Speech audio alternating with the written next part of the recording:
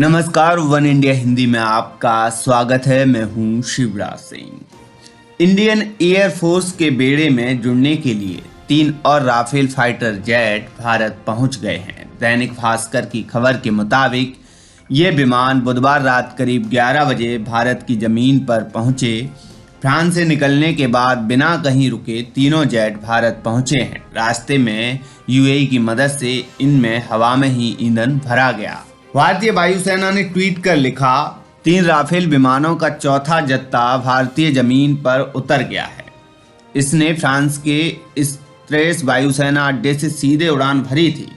भारतीय वायुसेना ने राफेल विमानों में ईंधन भरने के लिए यूएई की वायुसेना का आभार जताया है और इसे 2 वायुसेनाओं के बीच मजबूत रिश्तों में एक और मील का पत्थर बताया। हालांकि वायुसेना ने उस स्थान का खुलासा नहीं किया है जहां राफेल विमान पहुंचे हैं।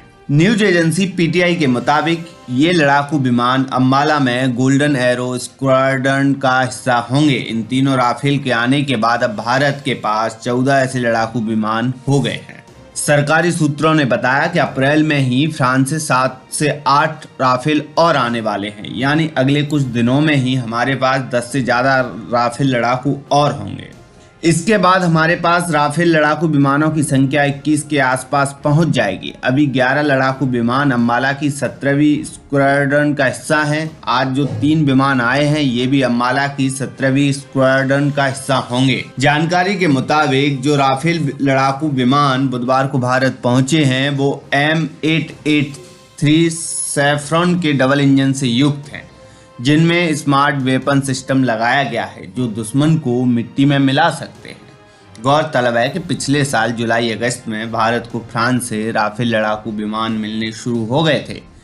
पहले इन्हें फ्रांस में ही रिसीव किया गया, फिर ट्रेनिंग के बाद ये भारत आए। भारत आते ही राफेल लड़ाकू विमान अपने मिशन पर लग गए थे। पिछले साल जब लद्दाख सीमा पर चीन के साथ तनाव चल रहा था तब राफेल लड़ाकू विमान ने लेह लद्दाख के आसमान में अपना जलवा दिखाया था।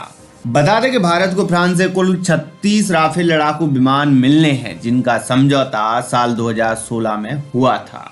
इस खबर में फिलहाल इतना ही। तमाम अपडेट के लिए बने रहिए वन इंडिया हिंदी के साथ।